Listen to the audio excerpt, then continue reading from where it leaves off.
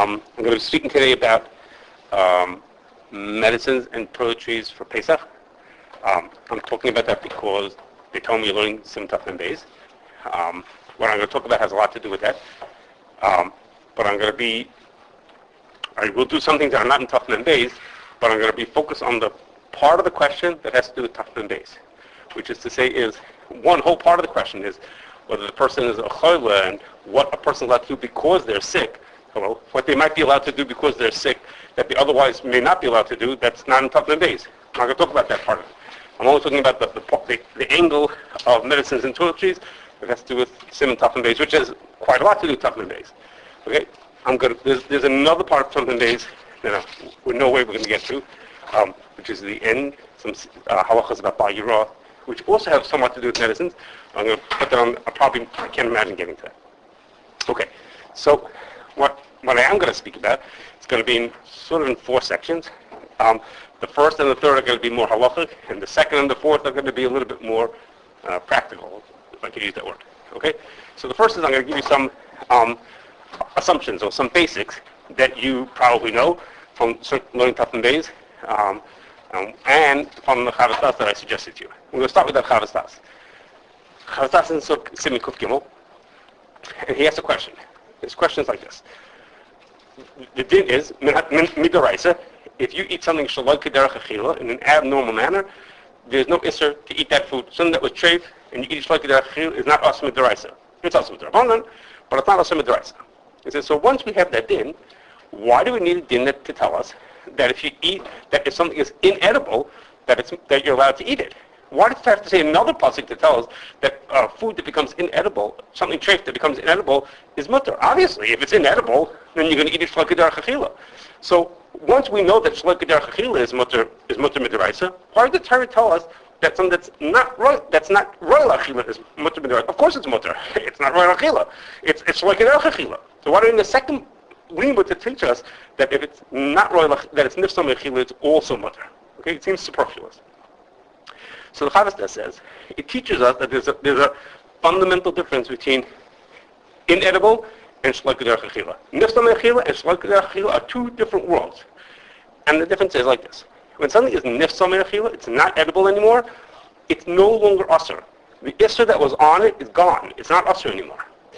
As opposed to, when something is sheloh k'derech achila, it means I don't violate any isser by eating it, because the act that I'm doing is sheloh k'derech. And the Torah told us that sheloh k'derech achila is not asur. Okay, I didn't do anything wrong. But the food itself is asur. Now, what's the difference? Who cares? In the end of the day, either way, I end up not doing anything wrong. Well, I don't do anything wrong because I didn't do something wrong, or because the thing is not a food which is asur. What's the difference between those two? So there's a whole bunch of different. I'm going to give you four differences between them. Okay, one is if I take something that's sheloh k'derech achila, I'm taking something, let's say raw food, okay? I eat a raw potato, it's sheloh k'derech achila.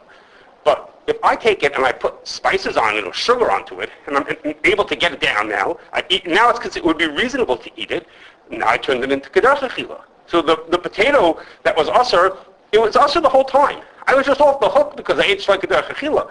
Well, if I find a way to make it k'derech achila, I put enough ketchup onto it that it becomes, I can get it down, that it tastes good, then you're back to being asur again. As opposed to, if it's nifsam achila, if it's not edible, then putting ketchup on it's not going to make a difference. If you pour as much ketchup as you want to, the thing that you're eating is not asur. So the fact that you could get it down makes no difference. Okay, that's one difference. Another difference is something is only considered to be nifsam achila if that state is irreversible. It is not edible, and it's never coming back. It can't be changed.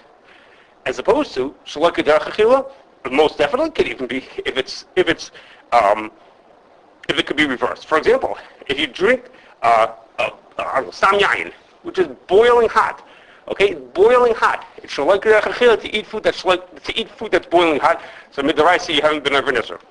But of course, the food is isser, and of course it's reversible. Okay, just leave it outside for a few minutes. It's going to cool down, and you'll be able to drink it.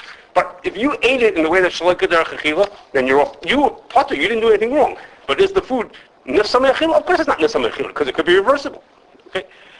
Third nafkin. Are there cases where nifsam achila, like items as they're processing from one to another stage, like in the internal mix-up in the sheloh, doesn't that happen? Of course. Isn't that sewer? Like, isn't that... So that's we wouldn't describe that as mixed-up. I mean, so sewer is not so inedible, but theoretically... Well, sewer is different because it's really low carbon. Right, I understand. There's like, this is some of the world of... What about like gelatin? right. So gelatin is the example of that, which is when the food becomes inedible, but it will be back to being edible later. That's not considered nifsa mechila. That's not nifsa mechila. Nifsa mechila is only when it's permanently inedible. Even if that reflects like a development in technology that didn't exist thousands of years ago? I don't know, why does that make a difference? I started off. Thousands of years ago, this was considered nifsa mechila, but nowadays it's not nifsa mechila. Yeah, why is that strange to you? There used to be no way to make this edible. Now it is edible. Okay, in gelatin, it goes even a step further. I think I'm not understanding something. Meaning, in that point, when it's in the interface, it is nifsa mechila. We're saying it doesn't have the halachic status of being nifsa mechila. Correct. Now, if you eat it then, it's like a chachila, because nobody eats food that's not edible. So you didn't do anything wrong because you eat in there shloik der chila. But is it nifsa mechila? No, it's not nifsa mechila because it just needs a little work done to it and it'll be back to being edible again. So inherently it's isser.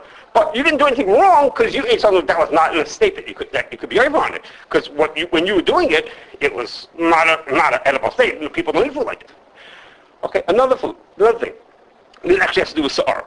I'll mention the sa'ar angle of it to explain. I wasn't going to say that, but I'll say that because it has to do with Pesach. Not tough and base, but like this. The Gemara says that sa'ar is not edible. Okay, sa'ar is sourdough. Sourdough, you take dough and you let it sit for a day, and it collects so much yeast that it becomes sour and disgusting, and you can't eat it. But it's royal chamer, but this is a cheres, and therefore it's asr. So most people reading that Gemara think that what the Gemara means is it's a special din for the Chametz. This is not edible, so really it should be mutter. But since it's super duper, and they could make another food chametz, so this is like super chametz. So even though it's not edible, it's still asur anyhow. Okay, that's how most people would read the Gemara. But that's not the truth. That's not. Rav Chaim says that's not what the Gemara means. But what it means is like this: the Torah teaches us when it says sa'ar is asur, that to be asur, not only are things asur when they're edible, but if they're even a food ingredient, that's also considered edible. So sa'ar by itself is not edible. But sa'ar is a food ingredient because you make bread out of it. You put it as a regular ingredient in making bread. So you wouldn't eat it by itself, but you eat it as part of other foods. So the Torah is not teaching something special about chametz or about chumrah of chametz or sa'ar, nothing to do with that. It's teaching you that when a food to be considered edible, even if it's edible as an ingredient, that's also edible. And the Gemara really says this, because the Gemara says, the Gemara's in Yuma, says that if a person eats black pepper or vinegar, then it's midaraisa you and over an isser if you talk about eating on Yom Kippur because it's shloka derech achila, because people don't eat black pepper, okay, people don't drink vinegar or eat oil, vegetable, you don't drink that. But it's not nifsa me'achila because it's a regular food ingredient. Because black pepper goes into all kinds of foods. So it's not edible by itself. A food being, so it's not, but it's not nifsa me'achila because it's a perfectly fine food ingredient. So just like sa'ar is a food ingredient, and that makes it considered to be edible, so too things that are usable as a food ingredient are considered edible, even though they're not technically, you can't eat a spoonful of black pepper. But you could use it as in your child, and therefore it's fine. Yes? Sorry. So the chumrah by Pesach still would be if you ate the sa'or itself. So my fourth nafkamina is that well, I'll say a different part of it. Okay, on Pesach, no. On Pesach, it doesn't say you shouldn't eat sa'ar. It says you shouldn't own sa'ar. Because, does it say sa'ar? No. So it says, sa'ar lo yimatzi v'techem means you can't... I don't know if that's... And is that talking about sa'ar? Okay, and maybe I'm wrong. I can't tell you why you do. What did you say? So you're not a lane. That doesn't mean you know what I mean. Okay, so let me just say the fourth thing before we get to his thing, because you brought it up. The fourth nafkamina is that if a food is shelo k'derech achila, then you're still over on bal yirah for owning it, because the food is still usher. I'll get to your question in 1 second. The point, it's still isser. So sa'ar, if you have baker's yeast in your house, baker's yeast that's sa'ar. So baker's yeast, if you eat it, it's shelo k'derech achila. If you eat it, I don't believe, you weren't of any Isser D'Oraisa for eating it, because it's like a Chila, but owning it is an Isser Ba'irav, because you own a thing which is not Nifsamech, it's not Nifsamech Chila, because even though it's not, so to speak, you can't bite into it, but you could use it, and therefore you earn Ba'irav for owning that item, and only if it becomes Nifsamech Chila are you allowed to own it. If it's Nifsamech Chila, you're allowed to own it. But if it's just like a Derech Chila, then you're not allowed to own it, because it's Isser still. You just don't do anything wrong by eating it, okay? But I'm having a different Isser, the Isser of owning it. Owning it, it's still a food item. Okay, did you want to say something? Okay, well, go ahead. Okay, so this is the Chavos Da'as says, so now we've learned that there's a difference between Nifsa Mechila and Shalok Derech Chila. They often overlap each other. There's often that something that's Nifsa Mechila is Shalok Derech Chila also. But they're not always the same. And they have differences between them. Sometimes it's, so to speak, better to be one or better to be the other one. And that's why he's explaining why we have psukim, separate psukim, one for Nifsa Mechila and one Shalok Derech Chila. Okay? Now, that part that I said so far from the Chavos Da'as speaks it out. And the Chavos Da'as everyone basically agrees to that. Okay, once you hear it and you look it through, you'll see that's pretty general accepted. But then the Chavos Da'as says something else that's like, almost surprising. He doesn't really explain himself on this point. He says like this. When he's explaining these two different types of foods, there's Nifsa Mechila and Shalok Derech Chila, he says like this. He says Nifsa Mechila is where it's Nisrach Guf Isser. The food rotted. Okay? It rotted to become inedible. And when he describes a food that's Shalok Derech Chila, he says it was Ira B'Soich Davar Mar. You added something unpleasant to it that made it become not oil achila, not that shalok derech achila. Now, those are both true. It's true that if it rots, it becomes inedible. That's true. And it's true that if you add something unpleasant to a food, it could make it that shalok derech achila to eat anymore. It's not so the way people like to eat. But those don't seem to be any defining characteristics. Because something could rot to the point that it's shalok derech achila, or you could irba davar mar to the point that it's not edible either. Why are they connected to each other? There are two things. There's Nifsa Mechila and Shalok Derech Chila. And then there's Irba Davamar and Nisrach Gufa Isser. But why is he tying them to each other? He seems to tie them together to say to become inedible, you have to have rotted. Why do you have to rot to become inedible? Why can't you mix something into it to make it inedible? Why should that make a difference? So, my question clear? Okay, so what I think the answer is like this. I told you that when to become Nifsa Mechila means it's not edible anymore. It's only for something that's not reversible. Something that's reversible is not considered Nifsa Mechila because it's just temporarily not edible. But if I just do X, Y, and Z, it'll become edible. That's not Nifsa Mechila. So now let's imagine like this. Here's a made-up situation. This is not the truth. Just made up. Let's imagine that if we have 5 parts per million of gasoline in apple juice, that's edible. And 6 parts per million is not edible. Okay, I totally made up those numbers. Okay, 5 parts per million is edible, and there's got to be a cutoff someplace. So 5 parts is not edible, and 6 parts is edible. And I then have 5 drops of gasoline. I'm looking at my numbers here. 5 drops of gasoline in 10 gallons of apple juice. Okay, that comes out to 6.6 parts per million. You're going to have to believe me on the math. Okay? 6.6 parts per million. So is that edible or is that not edible? Not edible. But guess what? We put gasoline into our apple juice and we made it not edible. We put in this many drops into this many gallons and made it not edible. But guess what? It's automatically reversible.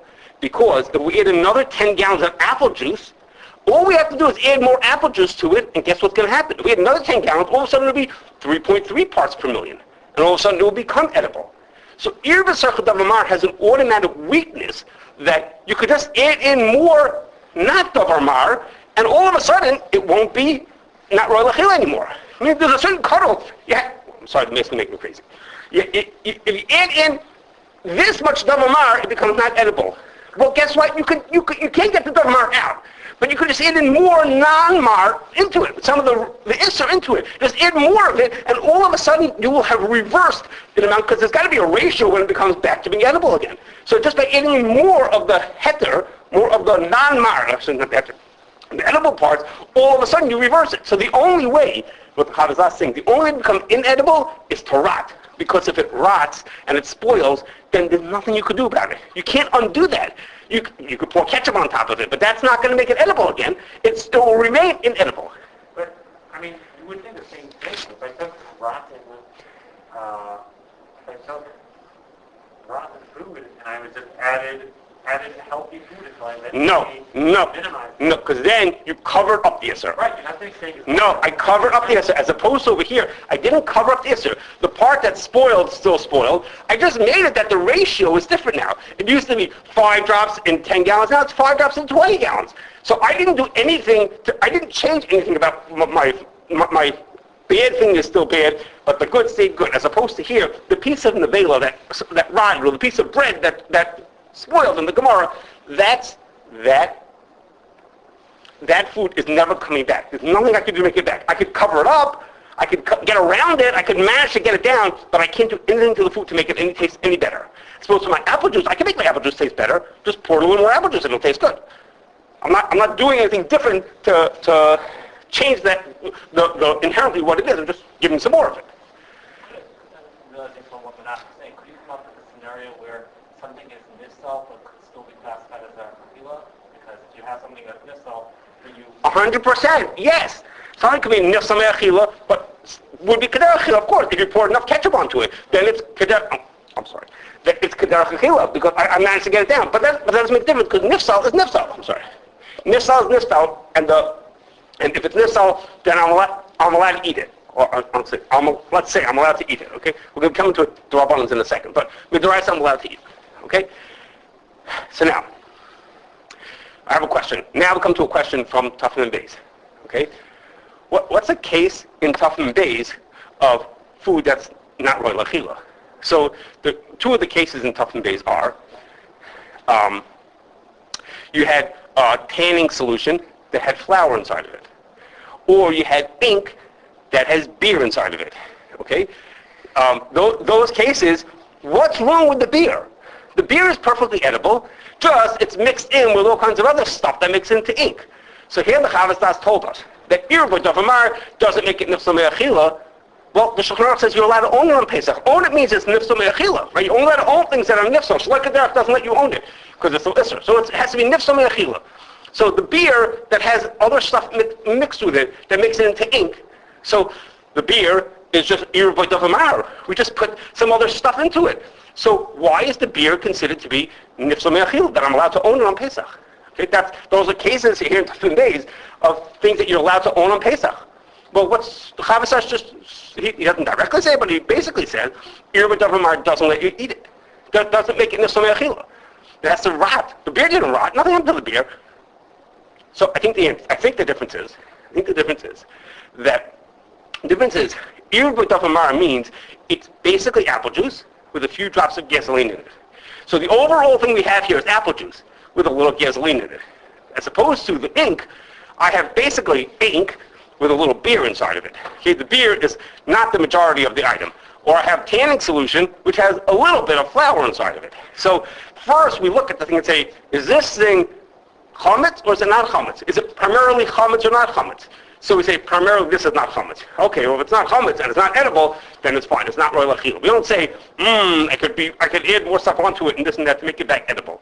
As opposed to my apple juice case, basically it's apple juice with a little bit, a minority, a miut of gasoline in it. So I say basically it's apple juice, and it's not nifsal me'achila because I could just add a little more apple juice and it'll be back to being roy l'achila. Okay? Okay, so we now heard what it means to be nifsal me'achila. We've also heard what it means to be shloh kederach achila. Okay? This is all warm up till when we're going to get to some of these things. You really could. You could add a zillion gallons of beer. But since the roiv is not beer, so we don't judge this as beer with some Irba Davamar. We judge it as ink that has some beer inside of it. So beer with a little ink, so to speak, in it, we would say that's just Irba Davamar. That's not nifsal me'achila. But ink that has a little beer in it, with the meat as beer, we say no. This thing is basically ink. It's not edible. The fact there's a little beer doesn't take away from it. It's basically an inedible item. It's ink. And ink is not edible. The fact that it has a little beer doesn't make a difference. Okay. Now, the thing we need to know, which is also very much a tough man based in, is the din of Ach'shvei. Din of Ach'shvei. What is that? I keep telling you that if something is not royal achila, then if it's nifsal me'achila, you're allowed to eat it. Okay, which is true. Midoraisa, you're allowed to eat it. But midrabanan, there's a thing called Ach'shvei. What does Ach'shvei mean? Ach'shvei means is the fact that I'm eating it shows that I consider it to be edible. Now, at least midrabanan, it's considered. I consider it to be edible. I consider it to be edible. So there's an isra achila.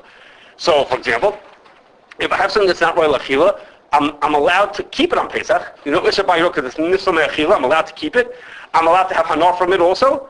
But if I eat it, then I've shown that I consider it to be edible. And if I consider it to be edible, then midrabanan, I was over on the isra of eating chametz. Inherently, it's not royal achila, but it's as if now pretend royal achila, and then this pretend royal achila. Therefore, I'm not allowed to eat it, so to speak. I'm not allowed to eat it. Okay. Now, that's true. That's a din in tough and base. But there's an exception to that rule, and the exception to that rule is that you're probably familiar with is medicines. Okay. When we have a medicine, we don't say achshvei when we eat a medicine. Okay? And there are two reasons. For now, I'm just going to tell you the two reasons, but we'll see later on nafkamina between these two reasons. Okay? There's two reasons. So Rav Moshe says, and Rav Chaim Moses says the same thing, that when a person eats something that's inedible, the eating of that item shows that he considers it edible. Why else would you be eating it if not that you consider it edible? Even though the regular people don't think it's edible, you obviously think it's edible. He said, but when you eat a medicine, that doesn't show that I consider it edible. When people can take medicines, they take it because they want to get better. They're not taking it because they think, you don't eat things that are not, unless they're food, unless they taste good. With this, so if you eat it, it must be a right that it tastes good. But here, no. The fact that I eat it just shows I want to get better. I have an ingrown toenail, and I'm eating this thing, so I'm just eating it because I want to get better. It has nothing to do with my considering it to be food.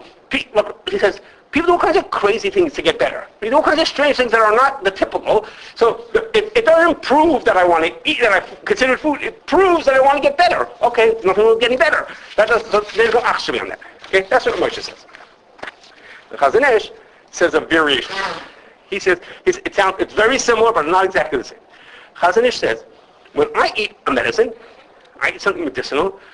What I'm showing is that the active ingredient in that item is something that I want. I consider the active ingredient in there, let's say the antibiotics, I consider that to be the edible part. That's the part I want.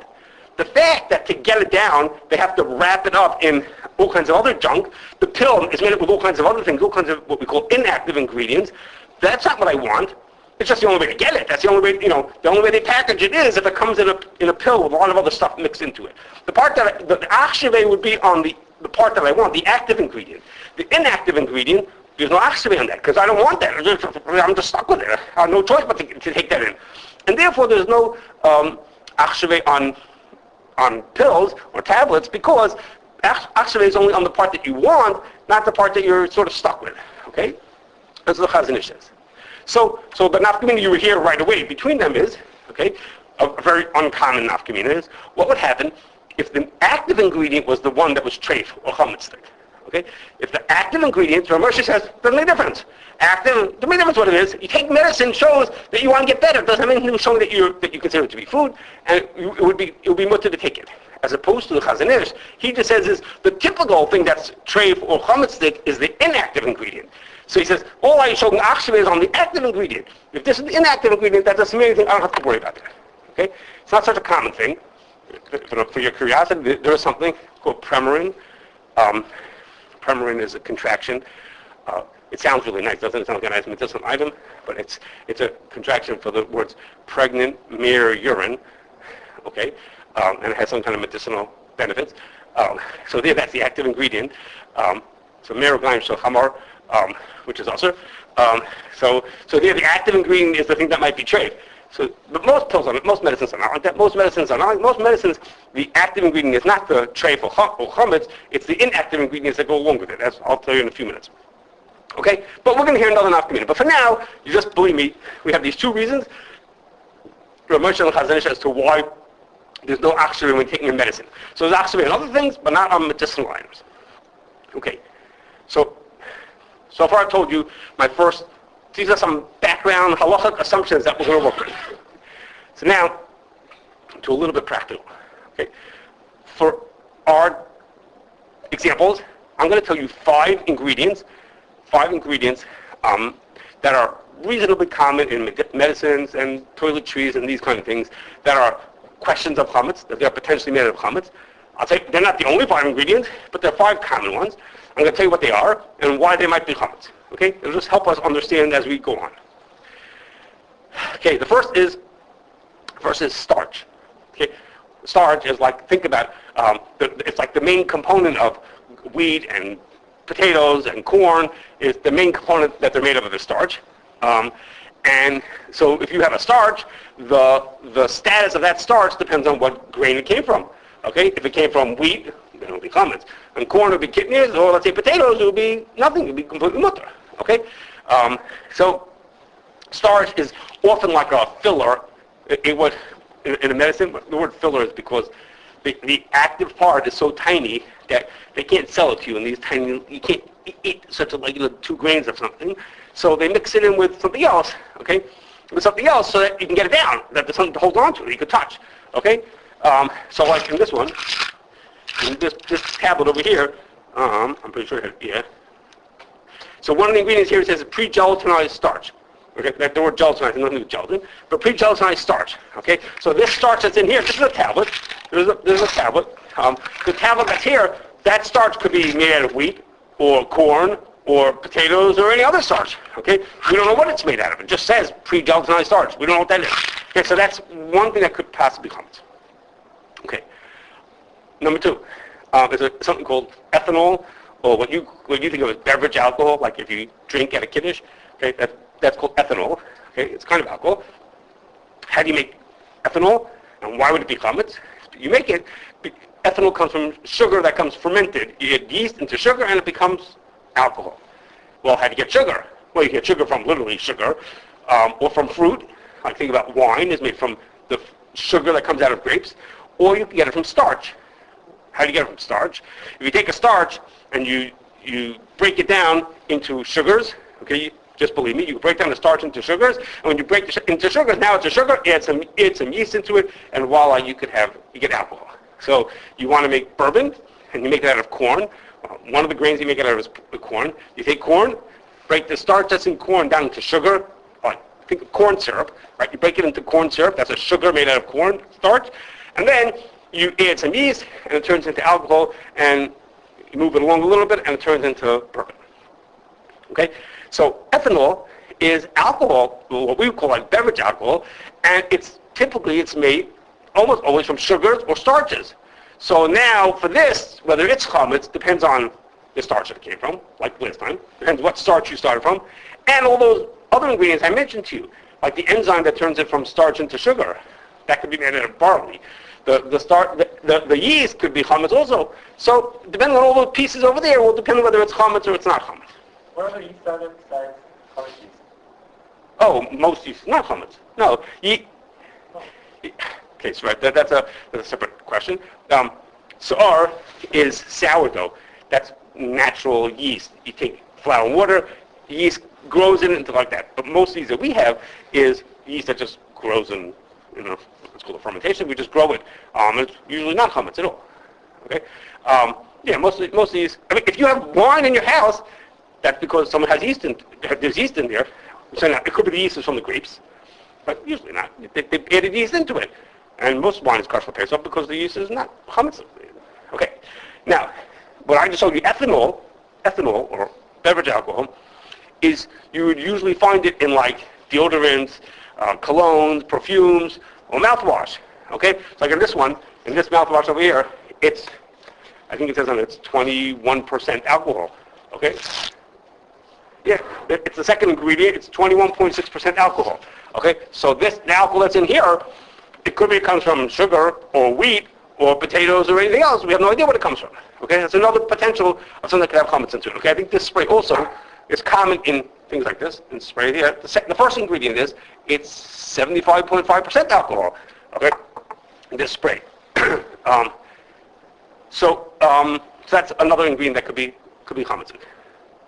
Actually, alcohol was in tough and base, no? When you talk about whiskey, isn't tough and base? Maybe it's tough and base. It wasn't in the Mechaber, but Yeah, well, of course not in Mechaber.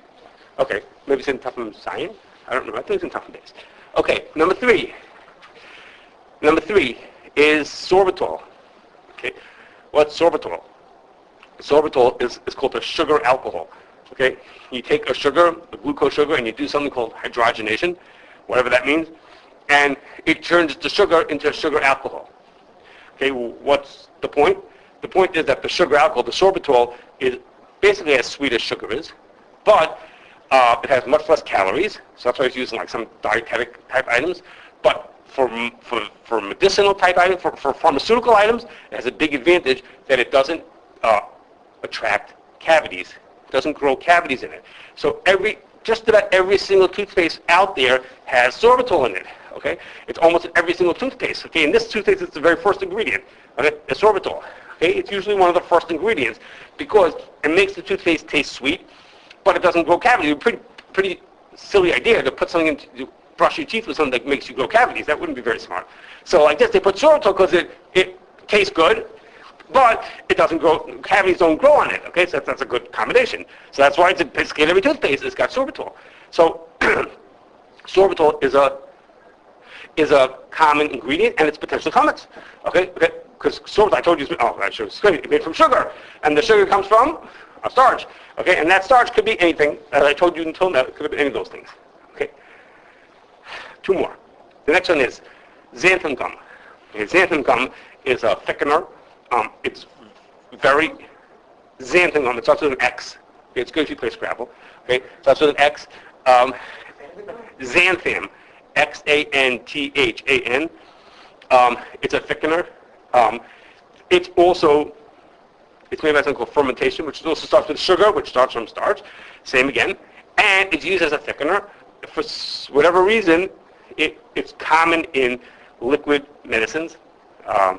I don't know how much in over-the-counter medicines, but in prescription medicine, it thickens it, gives it more body to it. It's often not even bought b'shishim. It's probably a mime also, but it's often not bought b'shishim. And it can be, and again, it's something that starts off with sugar. It's a fermentation from sugar, whatever that means. Don't worry about that. Made from sugar, and it's the sugar again comes from a starch. It doesn't come from sugar like you use in your kitchen. It comes from sugar that comes from a starch usually, and then that starch could be chametz. Okay, and plus the enzymes to turn into sugar. And my last ingredient to tell you is flavors. So flavors are made from many different chemicals mixed together to give some kind of a flavor to them. So, for example, one flavored ingredient is called ethyl butyrate. The ethyl part of the ethyl butyrate is made from ethyl alcohol. That's what you make it from. So ethyl butyrate, it could be made from there. Ethyl butyrate gives a fruity flavor to foods. So if you have bubblegum flavored something or other, there's a possibility that one of the components is ethyl butyrate. So if the ethyl butyrate is chametz, then ignoring the possibility of zev zagarb, you just have to ignore that for now. Then if the ethyl butyrate is chametz, it's an avidul taima. It's in very small amounts, but it's avidul taima, and it would make your food chametz then. Okay? Now, I'm telling you the chametz issues, there are equal amounts of treif issues to all these items also, but we're learning tough and base. We're not learning it's better. We're learning just chametz. So these are 5 things to think about that might be chametz. Okay. So now back to the halachic part. So now we have some practical information, what we're looking out for. Okay, so now, person has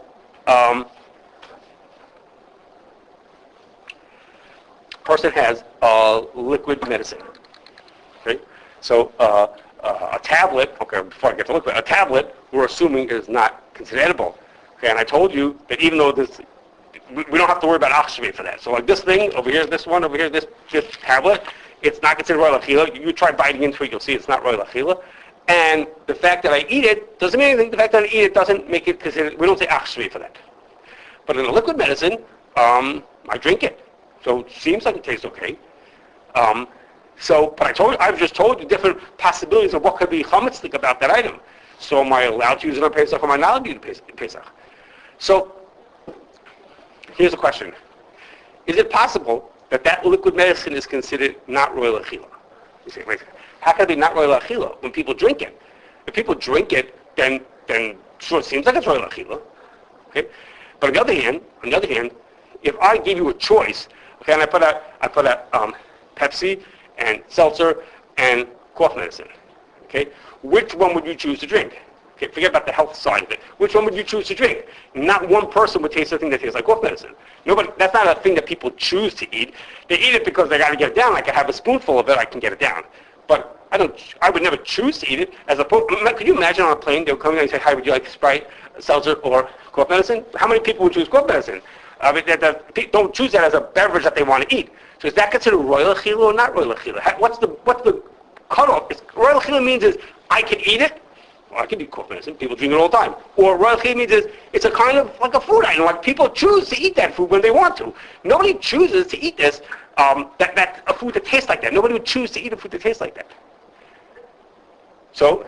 My 2-year-old has a Senecot every day. Yes. He enjoys it very much. Okay, so it's true that there are some of these are more edible. I was going to say that in a second. But let's take ones that are not as good.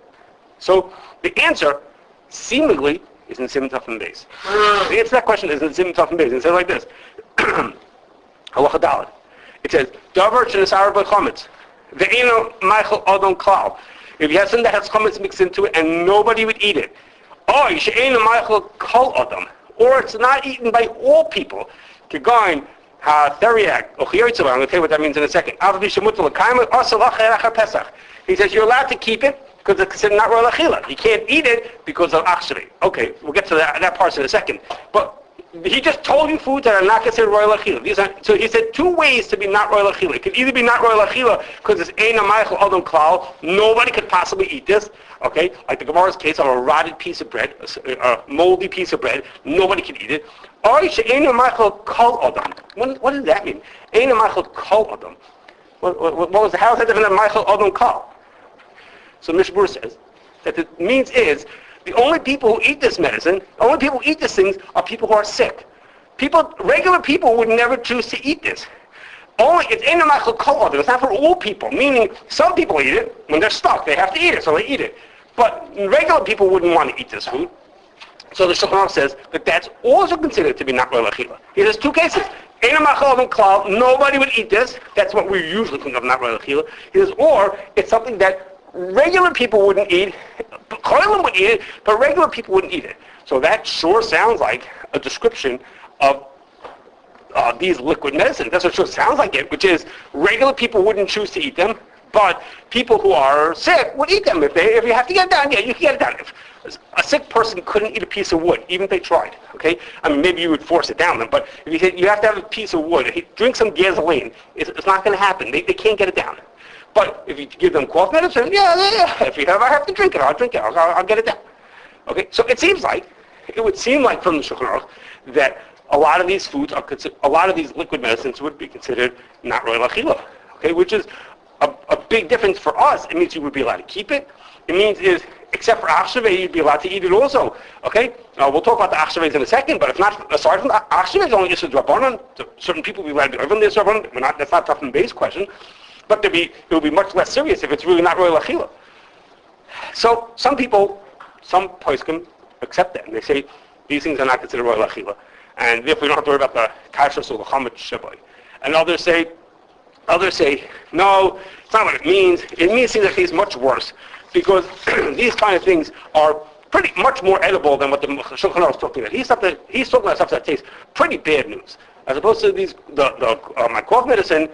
That tastes pretty not bad. It's not so terrible. It might not be my first choice, but it's not so terrible.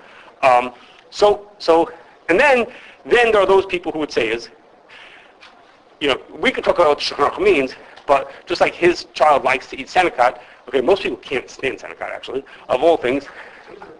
What is it? It's a laxative, but most people won't even take it in a liquid. They sell it as like a chocolate bar because it tastes so awful. Yeah, it's very hard because most people would never take it.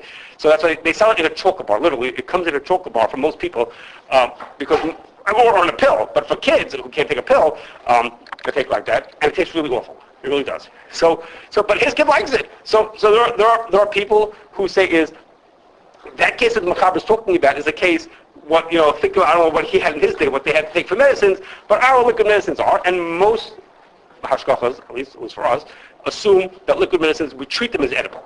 Because we're not, but there are those who think not, or who think only specific ones are so bad that they're not considered edible. Okay?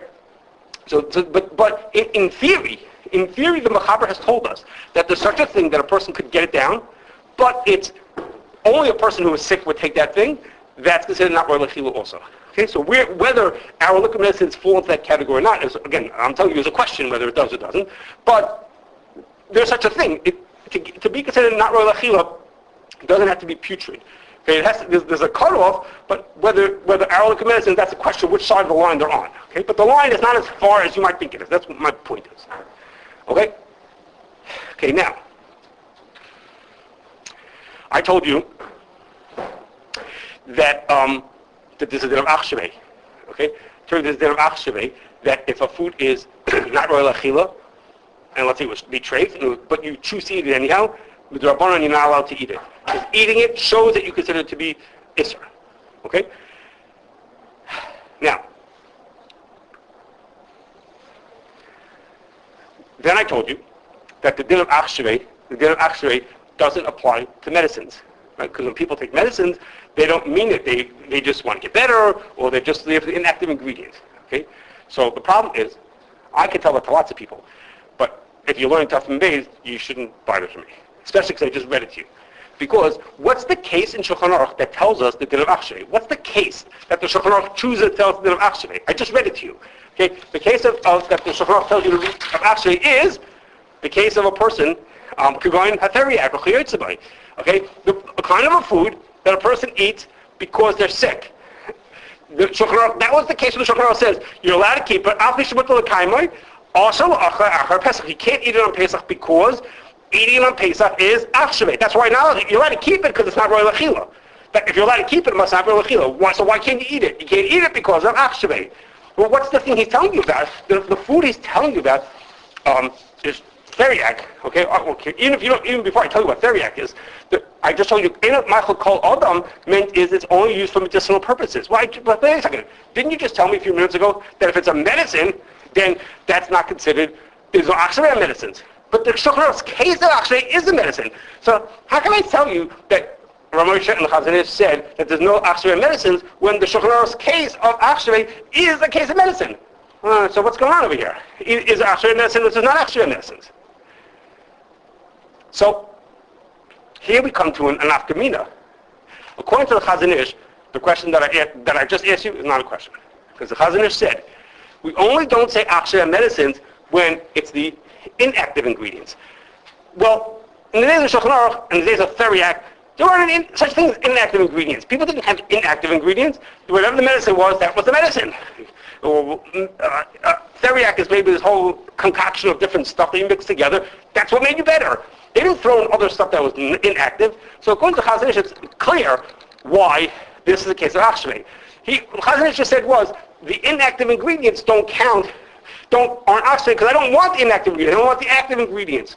Well, when you're taking a medicine in the Shulchan Aruch type medicine, you're only taking active ingredients. So the reason why there's Ach'shvei on it is because the thing that I'm eating is the thing that I want to have. So that's why there's Ach'shvei on it. So the question I asked you is not a question on the Chazon Ish. When he took the medicine, he took the theriac, he was taking it because that's what he wanted to get better. So if he took it to get better, that's Ach'shvei. The Chazon Ish just said in a modern medicine there's no Ach'shvei because in a modern medicine the starch that's in here is not what I want. This is a laxative. Okay? The starch is not the laxative. The laxative is the magnesium that's in here. So the magnesium there might be Ach'shvei on, but on the starch that's in here, there's no Ach'shvei on the starch. I don't give it the starch. Just the only way to get it down is through with the starch there. But when you talk about the medicine, the Shulchan Aruch kind of medicine, whatever they mixed together was the thing that made me better. So if I eat it, that's considered Ach'shvei. But our question is on Ramosha. Ramosha said is Ach'shvei doesn't apply to medicinal type items because when people take medicine, they're just trying to get better. It doesn't show that they consider this to be a food. Really? Well, the Shulchan Aruch says that it is. The Shulchan Aruch's case is a case of a person taking medicine, and yet he says that there's Ach'shvei on that. Okay, so to answer the question, I'll tell you what I think. To help tell you what I think, I'm going to first have to tell you what theriac is. Okay, it goes by different names. I pronounce it theriac. That's how we would say it. Of course, we go triaco or dariaka, different ways of saying it. The Shulchan Aruch, however you think that the first tough is pronounced, if you think it's teriak like most of us would pronounce it, or if you're more of a medactic and you're diptic and you think that's a th, then you think it's teriak, whichever one you want it to be. Okay, there's different ways to spell that same word. Okay, anyhow, so it's brought in the Gemara, this thing called teriak. It's all in all kinds of non-Jewish sources also. It has an assortment of herbs, foods, and animal parts. Okay, one of the things that has in it is from snakes. And you mix this whole potion together and use it as an anti-venom. Okay, you were bit by a snake, and you took this medicine. Now, I told you I'm not going to talk about a person doing things that might be multiple because he's a choshesh v'sakana. But it's pretty obvious, without even talking about that, it's pretty obvious that if a person got bit by a snake, he shouldn't think about what he's taking.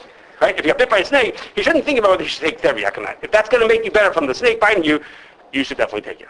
So the Shulchan Aruch's case that he's talking about over here is not a person taking teriak for that reason. Okay, so a person would keep it in their house. In those days, people would keep it. It was like what used to be here. It's not considered appropriate anymore. But it used to be that people had in their house. You remember from when you were a kid, they had syrup of ipecac. I don't know how to pronounce it correctly. And that was there in case a person swallowed something that was not good for them. They take this and it would make them vomit. Okay? They don't do it anymore. But it used to be that that's what people were given, and every house had one, because when you needed it, you weren't going to go to the pharmacy to buy one. So everyone had in their house a bottle of it, so that in case the kid drank something they weren't supposed to, they needed to vomit, they would take this and he would throw up. Okay? So that's what the teriak was. People kept it in their house to have, in case they get bit by a snake, they needed this anti-venom, they would take this medicine. So that's what Shulchan Aruch says, you can keep it. But what's the guy who's taking it? He's not taking it because he was bit by a snake. Because if he was bit by a snake, that's not the question over here. What it is that teriak was very expensive, and the people who were wealthier, or nobility, those kind of people who could afford it, would take it as a prophylactic. Those people would take it regularly, would take small amounts of it to build up in their body a resistance so that they won't be hurt if they get bit by a snake. So when the Shulchan Aruch says that a person is not allowed to take it, and he's not talking about the guy who got bit by a snake. It's obvious that's not what he's talking about. He's talking about the kind of people who take it every day. They just take it as just to keep them from getting sick. Okay, they're not taking it. So those people who are taking it they're not taking it. What Ramosha said, a person, if you take it, shows that you consider it to be medicine rather than you consider it to be a food. Well, for these people, that's not what it was. They weren't taking it as a medicinal item. They were taking it prophylactically. So if we could see from here that if you take a medicine like that as a prophylactic, just to prevent disease, just a low dose to prevent disease, then we would say Ach'shvei. But what Ramosha said about a person who actually takes a medicine, he's taking a medicine because right now I'm sick and I take this thing to heal myself, it's still correct that there is no Ach'shvei on that kind of food. This is a big coma, this answer. This what? This is a big coma. That because? That means prophylactic medicine is Ach'shvei. That's what it would seem like. Well, I thought my question was better than the answer. No, I'm saying. I'm not sure that my answer is right. I think of a lot of But medicines that are like this. A person, wants to be able to enjoy milk during Pesach, and they have lactose intolerance. And it happens to be their prophylactic lactate or whatever has Chametz, you wouldn't be allowed to take them. it's interesting. So you're saying if I do it, I'm saying. okay, I have to think about that. I would have thought, yeah, for sure, it's not enough. So if Okay. you're not sick, Okay, it's a good question. It's a good point. Maybe we have to think whether that's true or not. I thought, but if you don't like my answer, I'm waiting for a better answer. I think it's a great question. Here the Shulchan Aruch, the case of Shulchan Aruch of Ach'shvei was the case that Moshe said you're allowed. There's no Ach'shvei, so make up your mind. Yes or no. Okay, that's what I thought. Okay, now let's go to another case that's maybe his lactate is very practical, but practical for a lot of people, and that is toothpaste and mouthwash. So toothpaste and mouthwash are examples of this difference I told you as to where's the line for considered edible and not edible. What's the difference between an edible item and a not edible item? So the Shulchan Aruch told us that if it's you could get it down, but only people who would eat it are people who are sick. That's not considered roy l'achila. So I told you that, like for liquid medicines, there are people who put liquid medicine on different sides of that line. Is this considered to be the thing that you can get it down, but you only take it if you were really sick? in which case it's not royal achila, or say, no, it tastes perfectly fine. It's not exactly as good as Pepsi, but it's, close enough. Okay? So a toothpaste and mouthwash are examples of that. Because toothpaste and mouthwash are, again, things that most people, if you offer a choice, if I put out Listerine and Pepsi on the table, okay, most people would choose the Pepsi. Okay? Most people wouldn't choose that as a beverage. Okay? Now there are kids who eat toothpaste. There are people who are alcoholics who get stuck who will drink Listerine. Okay? But most people would consider it to be not a regular food type item. Okay? It doesn't have a taste. If we put out jelly beans and toothpaste, most people would not pick the toothpaste. Okay? That's not the kind of taste they would go for. Okay? So it's a question whether those should be considered edible or not edible. Okay? So over here, you may or may not be familiar that rabbis take different positions on this, and the CRC does a split on this one. Okay, and we do like this. For year-round, if you call the CRC now and say to them, hi, I want to use this and this brand of toothpaste or mouthwash, they'll tell you, we consider it to be not royal achila, and you can use any one of them. Okay, even though there are ingredients in there that might be not kosher, you can use any one you want to, and you could use them. That's what they'll tell you. If you call up right now and say, can I use brand X of toothpaste or mouthwash, they'll say you can use any kind. When it comes to Pesach, they'll tell you, no, you have to get ones that you know don't have any Chametz in them.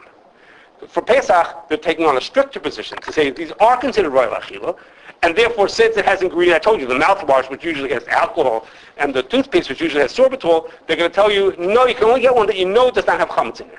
Okay, so that's different. Year-round, they have equal kosher, non-kosher issues them also. It's not only a Chametz issue, it's a year-round. There are other ingredients that would be possibly treif. So year-round, they're saying, it's not royal achila, you can take any one you want to. For Pesach, they'll tell you, no, you have to get one that you know doesn't have chametz in it. And that's because they're taking a different position. We're taking a different position for year-round than for Pesach. For year-round, we're saying that's not considered royal achila. For Pesach, we're saying, yeah, maybe it's royal achila. You should be makbid and only use one that you know doesn't have chametz in it. Okay, so it's a split. Okay, but it's reflective of how different places can look at it. Okay, one time they wanted to know. When I worked at the OU, they wanted to know what the OU's poskim thought about scope, okay, whether it was royal achila or not. So Rebelsky, I don't remember if he tasted it. I think he did. He says, of course this is royal achila. Of course, people could drink this. Not royal achila would be like gasoline. Of course this is royal achila.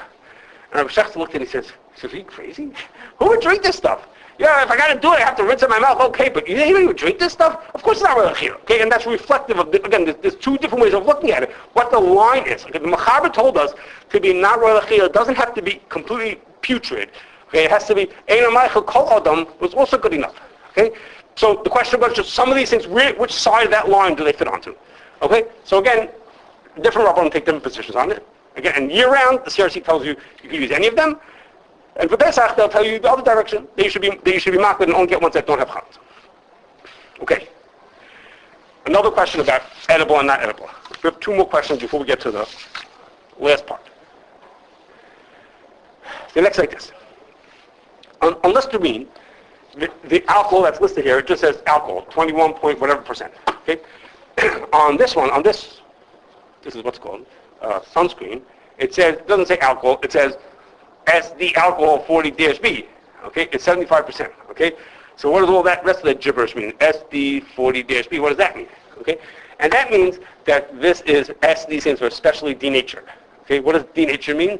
Denatured means is like this: the government charges really high taxes on beverage alcohol. So let's say a bottle of whiskey that you buy, let's say it really costs $20. It should cost $20. There's approximately 100% tax on it. So it costs you $40 because it should have sold for $20, but there's another $20 worth of taxes on it. They figure if you they call it a sin tax. If you're willing to be such an evil person to drink whiskey, then we could tax you on and make you pay for it. Okay, so it's like 100%, literally like 100% tax on these kind of things. Well, what happens if I want to use ethanol, beverage alcohol? I want to use it to make something that's not a beverage. Let's say it's not a so to speak sin to polish your shoes, okay, or to have sunscreen. So why are you punishing me and charging me 100% tax? So what they do is they say, okay, you don't have to pay the tax. How do we know you're not going to take that alcohol and use it for drinking? How are you going to turn it into shoe polish and not use it and not walk around out the door and start drinking it? So we make you denatured. We make you put something into it that makes it either taste bad or makes it be poisonous. And by doing that, we know you won't drink it. But in the shoe polish, it won't bother the shoe polish if it doesn't taste good. Who cares? And therefore, we know you won't use it. We don't have to tax you. And that's what it's called to denature. And the government has different formulations for denaturing that depend on what it's going to be used for. So in sunscreen, they're using formula 40-B. Okay, so it's SD alcohol 40-B because this is an alcohol that was denatured using that formula, and therefore they didn't pay that huge tax on it, the beverage alcohol tax.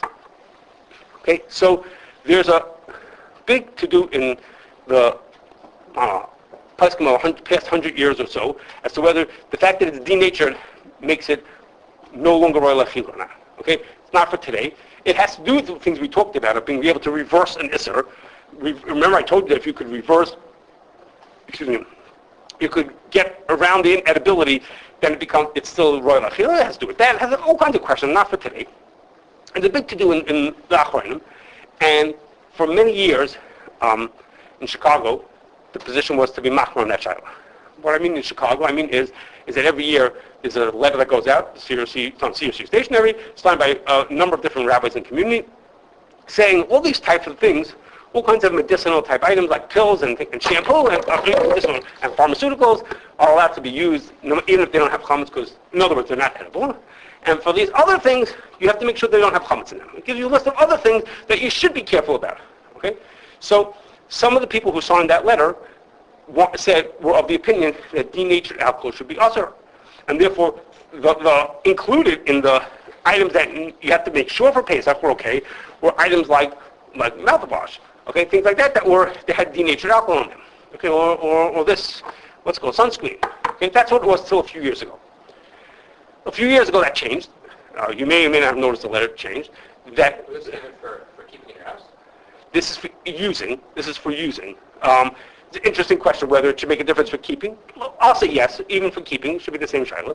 So sunscreen was like seeing a mosquito? Nope, it's probably wrong. You're not on chametz either. So if we treat it like it's chametz, then you can't own it either. Eating it is even more serious. It's more severe to eat chametz, but only chametz is also. So if it's chametz, you're not allowed to eat it also. So you're not allowed to keep it either. So a few years ago, but this changed. Why did it change? Okay, I can't tell you yet why it changed. I'm going to tell you in a second. In a minute, we're going to get to why it changed. But something changed. I'm going to tell you in a minute what changed about it. And now the letter says, I'm going to get to that in a second. I'm sorry, I'm out of order. But the letter now says, essentially is, that if it has denatured alcohol and it's made in the United States, then you're allowed to use it. It doesn't say it in that many words, but the things that the concern is the alcohol, and the alcohol is denatured, and it's made in the United States, I'll tell you why in a second, why the United States is special, then you're allowed, then we don't worry about those things. So that originally, the CRC's letter, because of some people who signed it, was saying that denatured alcohol should be considered to be chametz, you should be worried about it, and now that's switched to the point that we say is, no, even though it has denatured alcohol, you don't have to worry about that. Okay? If it's made in the United States. I'm sorry, I'm out of order. I'm going to tell you in 1 second why that makes a difference. The last thing I wanted to tell you before I get to that was this, that I told you, that there's no ach'shvei on pills, on medicine type things. There's a question whether that applies to vitamins as well. Okay? Why should it not apply to vitamins? Well, Ramosha says that there's no ach'shvei on a pill, on a tablet, because I'm taking it just to get better. Well, now the question is, how should we treat a vitamin? Because on the one hand, it's the same kind of a thing. I'm taking it just to get better, just for whatever health benefit I want to have from it, that's why I'm taking it. But on the other hand, really, when I'm taking, well, I'll use the example, I want to take a vitamin C, really I could have just eaten 2 oranges instead. So in a way, this vitamin is replacing food. So in a way, it really has a connection to food, because this vitamin is instead of taking 2 oranges. So I could have had my vitamin C that way, instead of getting my vitamin C like this. So in a way, it's like a food item. That's the position the CRC takes, that there is ach'shvei on vitamins, and therefore If it's a vitamin, we don't say, oh, if it's a pill, it's automatically okay, but rather we say is, if there is Ach'shvei on it, and therefore, if it's Chametz or Trev, then you wouldn't be allowed to use it. Okay? Two exceptions that are. One is, when the pill that I'm taking, the vitamin that I'm taking, is essentially not replaceable with food. Vitamin D. For example, okay, right, that's a good example, vitamin D. Okay, vitamin D you get from sunlight, okay, but better example for you. There are people who have to take 50,000 units of iron, okay? Now, people who have an iron deficiency have to take 50,000 units of iron, okay? So to do that, you basically have to take, a truckload full of meat to get that much iron, okay? So that's not a reasonable, I'm not replacing my food by eating this pill. That's ridiculous. Okay, this is not. It's gone beyond the point where we could say this is a food replacement. This is not a food replacement. It's ridiculous. Okay, if I take iron instead of eating one piece of meat, we could talk about that. Maybe that is a food replacement. But instead of a truckload of meat, that's ridiculous. So when it's for a deficiency, and you're taking these idiotic amounts, at that point it's not like a food. The other one is when the active ingredient is not sensitive. Okay, let's say the person is. I'll think of an example. I have an example comes to mind. But if the active ingredient wasn't the sensitive part. Okay, an example, the iron I just told you about. I take an iron pill. The iron part of the pill is not kosher sensitive. You don't have to worry about the kashrus of the iron part of it. The sensitive parts would be the rest of the pill. So, like the Chazanish said, we might say Ach'shvei on the iron part of it, but the iron is not kosher sensitive. The other parts of it are like any other pill, and that I wouldn't have to worry about Ach'shvei on the rest of the parts. Okay, so now to conclude, I'm gonna now sort of pull the rug out from everything I told you until now. Okay, and that's like this. I told you. Remember my ingredients I told you about? I told you about starch and ethanol and xanthan gum and sorbitol and flavors.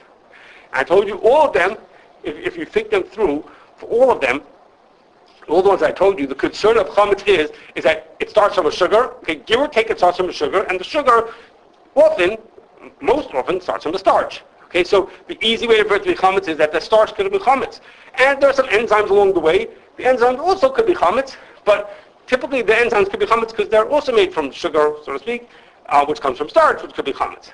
Okay, well, now, before I go on, there are some medicinal items that are absolutely plain old chametz. Okay? A good example of that is benefiber. Okay, if you took a bottle of benefiber, you'll see that it's made of wheat starch. That's what it's made out of. Okay, that's what it is. So it's just plain old chametz. So there are ones that are just good old-fashioned chametz. Okay, but for most of the items, the ingredient that's in there that's sensitive is something like these 5 that I told you. Okay, it has xanthan gum in it. Where does xanthan gum come from? It comes from some kind of a sugar. The sugar comes from some kind of a starch. Well, if it could come from starch, it can come from any starch. As far as the xanthan gum couldn't care less which starch you made the sugar out of. Okay, it doesn't make a difference to the product. So what happens? What happens is that in every country when they want to make these items, they look around for what's most available. Okay, so like in South America, they actually use sugar because they have a lot of that. In the United States, we use corn. That's what we have lots of, so to speak, extra of. Okay, in the Far East, they use sweet potatoes, or some they use rice. Okay, in Europe, they use a lot of wheat because in Europe, that's what they have a lot of. So depending on where the item comes from, plays a big role in what the starch is made out of. Is it made from chametz, or is it made from kidneys, or is it made from something that's completely innocuous and it's no concern at all? Okay, so now we come to a point like this. The ikar hadin, if I don't know whether this thing is made from chametz or not chametz, okay, I have no information whether it comes from chametz or not. It can come from a starch that's chametz or kidneys or nothing. What would I do? What's the din what's the ikar hadin at that point? The ikar hadin is called the parsha root parsha. Okay. I can assume one comes from what the majority is. Okay, and the majority of these types of things is not chametz. Okay, at least coming in the United States, what I told you beforehand about why we're not anymore on denatured alcohol, because the majority is not going to come from chametz. The majority is going to come from kidneys in the United States. So, in a lot, again, some of these things have real, pure, good old-fashioned chametz in them, but lots of them have these kind of things where it's a possibility of chametz. Well, the possibility of chametz, by and large, is not going to be chametz stick. So, now it comes like this. Should I say to myself, The Ikar Din is called the Parish, move the Parish. Don't worry about it. Do whatever you want to. Or should you say is, Pesach. I could be the Chametz. So, you want to eat Chametz on Pesach? Of course you want to eat Chametz on Pesach. So, why should I choose brand A if I can choose brand B that doesn't have a problem? Or why can't I live without this thing for a few days, and I'll manage without it for 8 days, I'll manage, instead of taking a chance of eating Chametz on Pesach. So, that becomes now a rabbinic decision, which is, now we have to think about the non-Tufman Bays parts of what's going on here. From the Tufman Bays world, we might say is, well, the Ikar Din might tell us, call the Parish, move the Parish. But the other parts of it is, well, how sick is the person? How important is it for the person to take this item? How much should you care and say, oh, you shouldn't take this because it might be chametz? Or you say, wait a second, this guy's a serious need, and therefore he should use it. What's going to happen if he doesn't take this thing? Or how available are options to this person? So, we don't know where that location was. it's a suffix. When you after you listen for the past hour, now you have a suffix. Now he says, now I know enough to know that I don't know where the starch came from to make this. In this thing, they have starch. It has 3 gelatinized starch. Okay, now I know that starch can be chametz, but there's no way to know for me to know what that starch is made out of. Contacting the company and going tracing that. So that's a good question. Maybe I'm going to do that. Maybe yes, maybe not. Maybe I'm going to do that. But if I don't have information, if I don't have that, or if I'm not going to find that out, so I have a suffix. I don't know whether this is chametz or if it's not chametz. Okay, the sorbitol that's in here, did it come from chametz? Did it not come from chametz? So the baseline thing says called the parish, and I say no, it didn't come from chametz. Okay, but guess what? I don't have to use this for 8 days. I'll use a different toothpaste. Okay, I'll find one that someone knows doesn't have chametz into it. Okay, or for 8 days, maybe the guy won't brush his teeth. Maybe I don't know if that's reasonable. But for 8 days, I'll find one that doesn't have chametz into it. So now it needs a rabbinic call of how important is this need? Chametz, it's serious to eat chametz on Pesach. So how important is to have this thing versus how possible that it's chametz? Okay, so by us at CRC, which I think is responsible, we list things like that as suffix chametz. We don't know. And now, when the rabbi calls up and says, okay, suffix chametz, now what do I do? The person needs it because whatever, this is the thing. So now there's a judgment, is how important is it for the person to take that thing? Here's the possibilities that it's chametz, and here's the possibilities that it's not chametz, and now you're going to have to make a judgment now. Is the need enough to say it's a suffix? The Roy tells us it's not a problem, and if we can have it. So like what you asked before, what about keeping it? You say, for keeping it, you say, come on. The idea is that it's not chametz, you can keep it. Okay, what do you want to take it? You want to eat it, actually eat this thing on Pesach, which might be chametz? So most people do or should feel like, I don't want to put something to my mouth that might be chametz. I don't want to take the thing that might be chametz. But all of a sudden, they're in a more serious predicament, and things are more serious, now all of a sudden, yeah, it's okay. You could take that kind of food. So that's now a rabbinic judgment at that point, which is why we don't tell people unless we look at the message and say, anyone who's thinking of taking this should definitely take it. Sometimes we'll say it's okay to take it based on this kind of thing, when it's the kind of thing that you only take it if it's pretty serious condition. You know? That's part of our judgment also. But the things that we write as suffix, when we're not sure, it's a questionable suffix, chametz, is because they fall into one of these groups where it needs a rabbi to then make that final judgment in the end.